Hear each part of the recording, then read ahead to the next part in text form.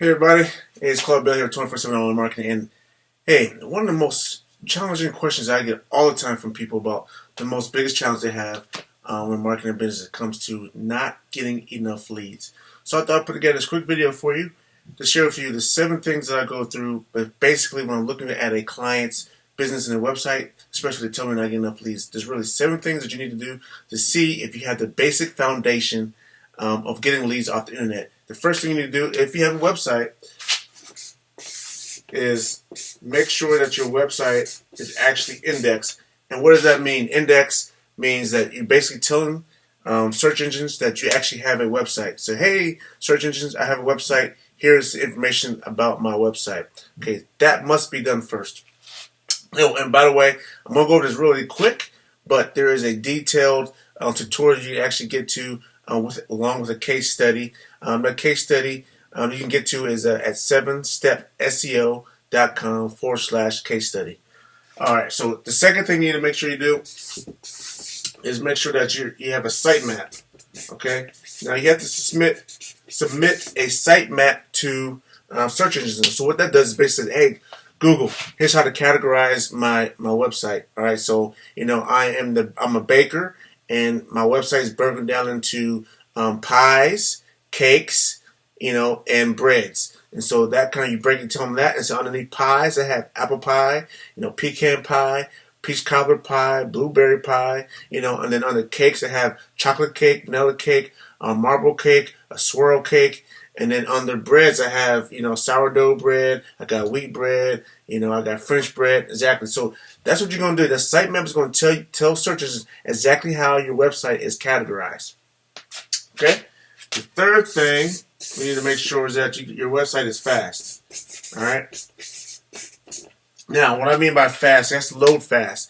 That means ideally, when people are on their mobile device, or even on the desktop, they're only going to wait a certain amount of time before they think that something's wrong with this website. So, and typically that range is around 3 seconds when they get itchy, and you start seeing a lot of people drop off around 3 seconds. If your website takes longer than 3 seconds, it doesn't necessarily mean that they're going to just abandon it, but it means a lot of people will start abandoning your website in 3 seconds if they don't see anything rendering, which means they don't start seeing your logo and your page content actually loading up on the screen or on the smart device. So if they don't see anything loading up in 3 seconds, they're going to disappear. And so I go in detail exactly how you can check that. Just go to the case study video that I'm put together for you. I actually went live with it yesterday, but you can actually see it at 7stepseo.com/case study. All right, so you got to make sure your website loads in less than 3 seconds, ideally, but you definitely want to make sure you start seeing some rendering within 3 seconds. And ideally, you definitely want to have your website be fully loaded and within 5 seconds. So the next thing we want to make sure we have is your content, what we call on-page content. So your on-page content has to be clear on your website. So what I mean by that is you should definitely have a call to action. And what that means is tell the viewer what you want them to do. If you are a barber and you want them to actually make a phone call to schedule an appointment, then clearly state that at the top fold of your website to schedule an appointment, call this number, right?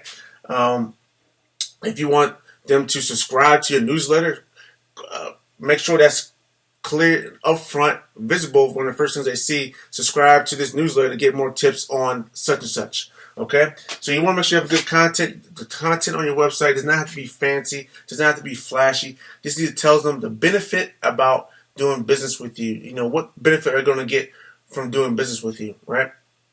So you got to describe that in text.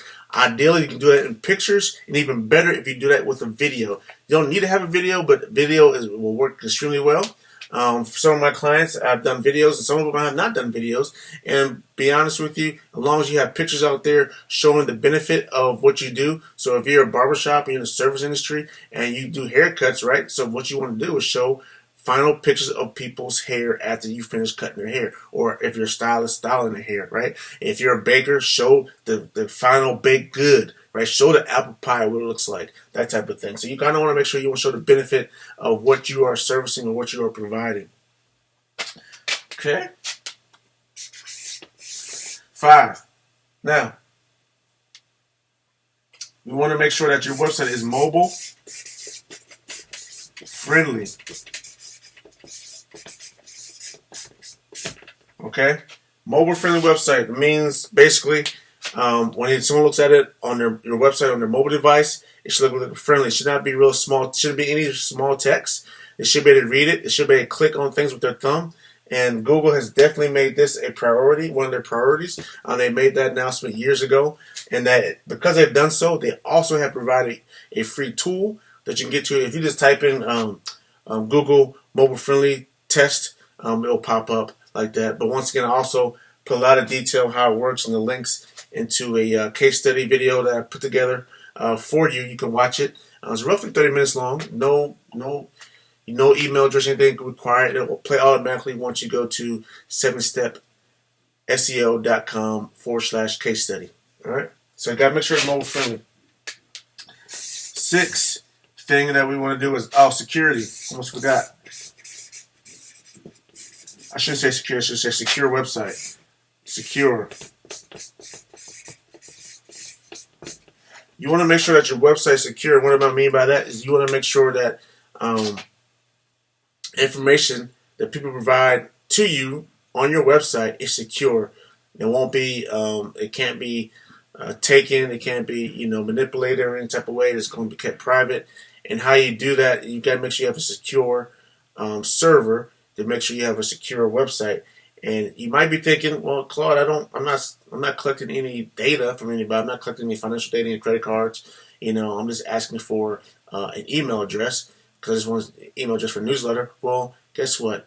That is considered private information nowadays because people email addresses can, or they use people use their email address a lot of times to log in to some of their, financial accounts, that type of stuff. So Google wants to make sure that people's information, all information concerning them, is kept private, and they want to make sure someone else can't be, some spyware or some maliceware, some hacker can go into your website and start pulling that information away from you without you even knowing, and also about your viewer, your potential customer knowing, and then therefore all the information gets out there. So even if you are just only collecting email addresses, it's still imperative that you actually have a secure server when you're doing that, even if no financial data is being collected. I can't iterate that enough. Hopefully you guys got that clear. Make sure your website is secure. And once again, if you go to the case study at 7stepseo.com/case study, if anybody's watching this right now, if you put that in the comments, that'd be great. I can't do that at the same time on one-man show here today. But if you could put that down in the comments, 7stepseo.com/case study.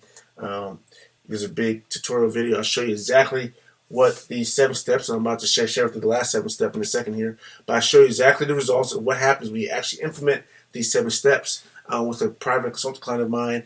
He allowed me to share his back-end analytical data, his traffic data that shows you exactly how much traffic that he received in the month of May just through Google itself alone. And I'll give you a little hint, a little prelude.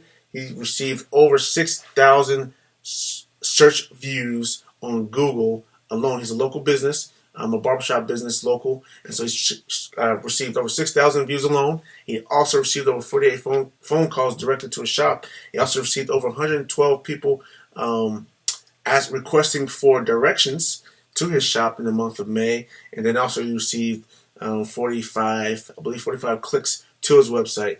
And so some of those clicks might also have been phone calls that have not been analytically tracked. So far these 6 steps was getting his results, but I'm going to tell you the last step is key here as well.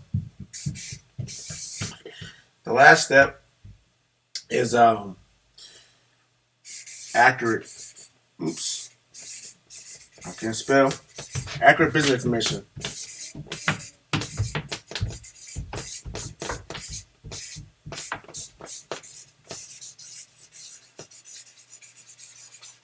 Sorry about that runoff.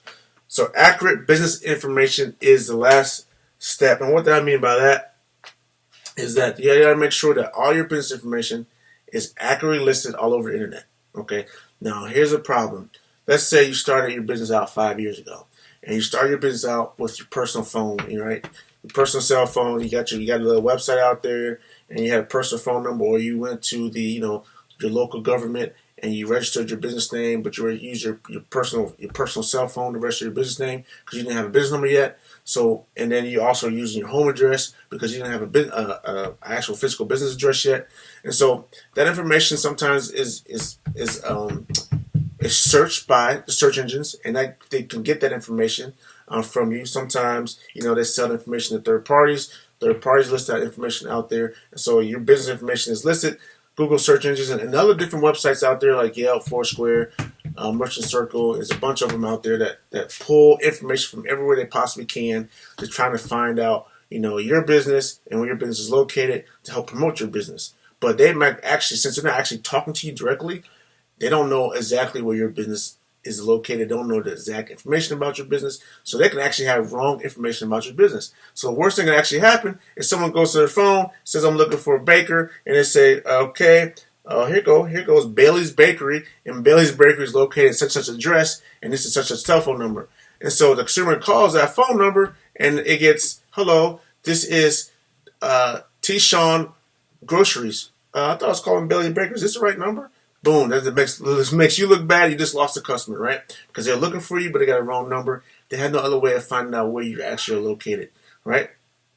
So, same thing. Let's say go this way. Let's say you got a certain address listed, and you say address is 1234, Rex Avenue. So they go, all right, I know where Rex Avenue is at. I'm going to go over there and check it out. They go to 1234 Rex Avenue, and it happens to be,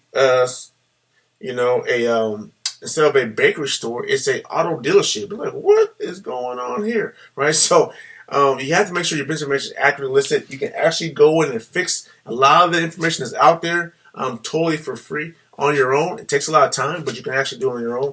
But I also have a scan tool that's available to you to see if your information is accurately listed on over 60 plus different websites that are out there. I'll go in detail a little bit more about it in the case study video at 7stepseo.com/case study. You can actually see that, how it works, how the scan tool works, and then also you can try it out yourself too as well. I'll go in detail on that as well. So that's really the 7 steps. If you really want, you're not getting enough leads from the internet, from your business, from your website, I would definitely check with these 7 things.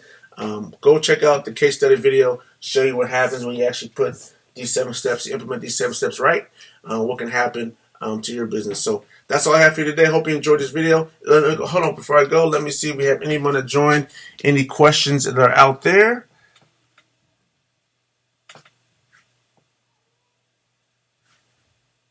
Okay, I don't see any questions out there. So hopefully, if you guys are watching this later after it's been recorded, I'm gonna leave it up there online for a while. Please feel free to share this with somebody if you think it will help them. And go check out 7stepseo.com/case study for a case study of how this stuff works. All right, thanks. God bless you. Take care now. Bye.